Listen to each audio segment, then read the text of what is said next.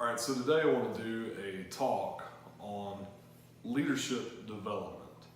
And I want to talk about how an effective leader is always growing the next leader.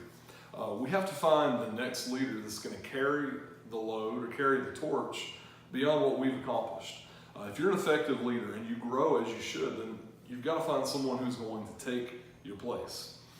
Some leaders lead as if they're going to be around forever, and which is it's nonsense, because at some point we all move on. At some point we all we progress. You want to advance. You want to move to the next level. If you stay in the same place forever, then not only are you stunting your own growth, but you're also stunting someone else's growth who can move up and can follow in your footsteps. So it's kind of a selfish leadership mindset not to grow and train up leaders that can come after you, that can kind of take your place and that can carry that load once you have moved on. Leaders who are effective aren't so focused upon maintaining their position as they are positioning themselves to advance and positioning others to come and follow in their footsteps and lead once they've moved on. A pastor once told me at a conference that I was attending that every leader should have an older mentor that they seek guidance from, and then they should also have a younger person that they're pouring into, that they're mentoring. And I believe that's true, because that's the cycle of leadership development. And without leadership development, it kind of stops with me, it stops with you, and we don't move forward. And whatever organization we've been leading, it's not moving forward, it's not progressing as a result of our selfish leadership style. So we have to develop new leaders. Want to talk just a moment from the book of Jonah and some scriptures that really kind of have some profound leadership truths there within them. In Jonah chapter 1, verse 1, it says that the word of the Lord came to Jonah, son of Amittai. So the first thing that a leader has to do is they have to find someone to pour into. The word says here that God came to Jonah and he spoke to Jonah, son of Amittai. It doesn't say that Jonah went seeking God or Jonah found God, but that God found Jonah and spoke to him. I think sometimes in leadership, we're trying to build teams, we're trying to build organizations, we're trying to build success. We try to do it in a way that sometimes we're waiting for people to come to us. We're waiting for people to, we're trying to find a great leader who's already developed, and great teams just really aren't usually built that way. That's where leadership development is so crucial. We have to find somebody that we can pour into, somebody that's going to come after me, somebody that I can will to follow me, that I can inspire them. Good leaders aren't found most of the time. They're constructed by other leaders. Every leader, I think, has been guilty at some point or another of looking for the perfect set of followers. And that's a mistake.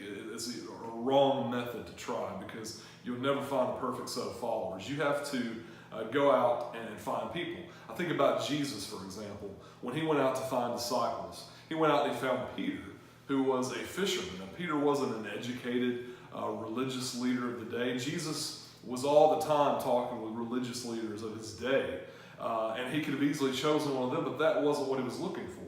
He went out to the riverbank and he found a fisherman named Simon Peter, and he saw the potential that this man had that Simon Peter didn't even see in himself.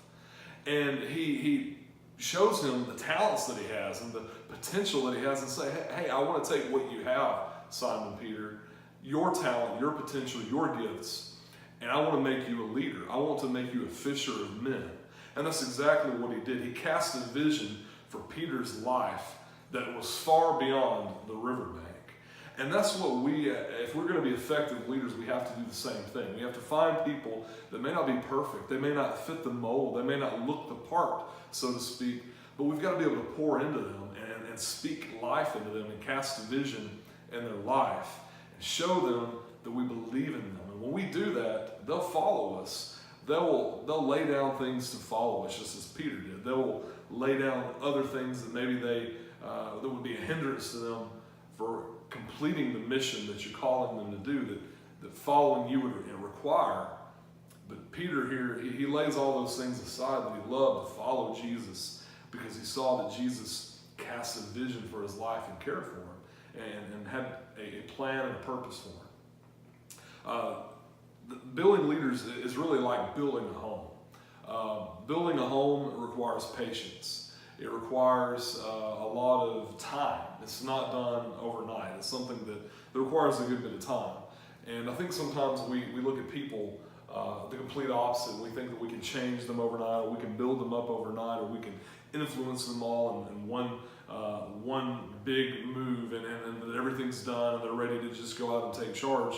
But that's really not the way the leaders are built. They're built over time with patience. And I think sometimes we give up too soon on people because of their hang-ups, or because maybe they think differently than us. And that's kind of the beauty of leadership, is that everyone listens differently, everyone learns differently, and everyone leads differently. We're all different people by nature, and that's what really is awesome about leading people and finding followers, is that we're all different. And that's what makes us unique, and that's what makes our organizations more successful, is we're not all carbon copies of each other, but we lead one another, we grow together, and we make things happen. And we have to understand that we're not all the same. We're not all wired the same. And I think that's the hang-up that leaders often fall into, is that they want everybody to be the same as them. And they think that when a certain person doesn't learn a certain way, or lead or listen a certain way, that they should just move on and just give up on them. But you really can't do that when you're building leaders. It takes time. It takes patience. Just like building a house brick by brick. It doesn't happen overnight. Going back to the scripture, verse 2, it says that God commanded Jonah, he says, go to the great city of Nineveh and preach against it.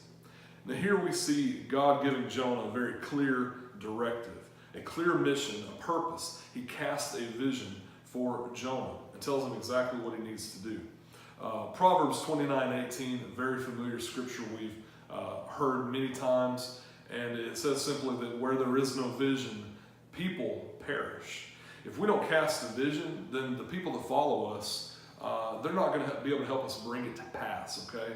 We've got to be able to cast a vision, and people have to grasp it and take hold of it, or they'll never be able to follow us, and they'll never be able to develop, because we're not giving them clear communication.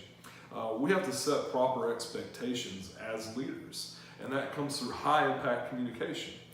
You want your expectations that you give your followers and those that you're pouring into to be crystal clear, and not clear as mud, as we say, jokingly. But here we see in the scripture that God gave Jonah very clear instruction: go to Nineveh, preach against it. And that's exactly what he intended for Jonah to do. And then the second part of verse 2, it says that because its wickedness has come up before me. And here we see God giving Jonah a clear directive, and then also giving him a reason why. I think sometimes as leaders we can fail to explain why, or the why behind the things we ask our people to do. And sometimes we think, well, they don't need to know it, but I contrast that, and I think that they need to know. I think that we as people, we like to know the reason why we're doing things, because when we understand it better, when we comprehend it on a deeper level, we'll buy into it. When we understand the story behind why we're doing what we're doing, I think often we find inspiration in that, and that's the reason why we do it. We can't simply just cast a vision and not provide a purpose behind it or explain what the purpose is. Simon Sinek, great speaker, great inspirationalist, in his book Start With Why, he says that those who truly lead are able to create a following of people who act not because they were swayed, but because they were inspired. We want to inspire people who follow us. And the way that we do that is by giving them the reason why, the purpose behind what we're doing. If they don't know why we're doing it, then they're not going to follow us. They're not going to buy into our vision. Why do we have a mission statement? Why does an organization have values or a belief system? Why should we care what those things are? The reason is that for us to really buy in to what a leader is sharing and pouring into our lives, we've really got to understand the purpose of it. If we act without purpose, then we're acting in vain, and we're not going to do it with passion. The why is really what brings everything together. It's the purpose that really is the glue that holds the whole mission or the vision intact. When you are doing something and you don't know why you're doing it, you're not going to do it with your whole heart and your whole mind and your whole effort. But when you really grasp the vision and the reason that we're doing what we're doing, I think it takes things up a notch. It takes us to the next level of accomplishing our goals and our dreams. And as an effective leader, we've got to be able to do those things. Look beyond our current position. Find those that we can pour into. Remember, they're not going to come to us. We've got to go out and we've got to find them. And don't look for perfect people, but instead look for willing people. People who are interested, people who are willing to learn. And then we direct them with a vision. We give them a clear communication on the mission at hand. And then lastly, we ignite their passion by giving them a purpose and the reason why. If we do those things, as we saw here in the scripture with God and Jonah, then I believe that we can develop leaders, strong leaders who will carry on that torch far beyond our current status or standpoint, what we're currently doing. You want to always be training your replacement. You always want to be finding someone that when you move on to the next phase of your leadership, that person can easily fall into place and just take the torch and run with it and carry on the mission that you've set into place.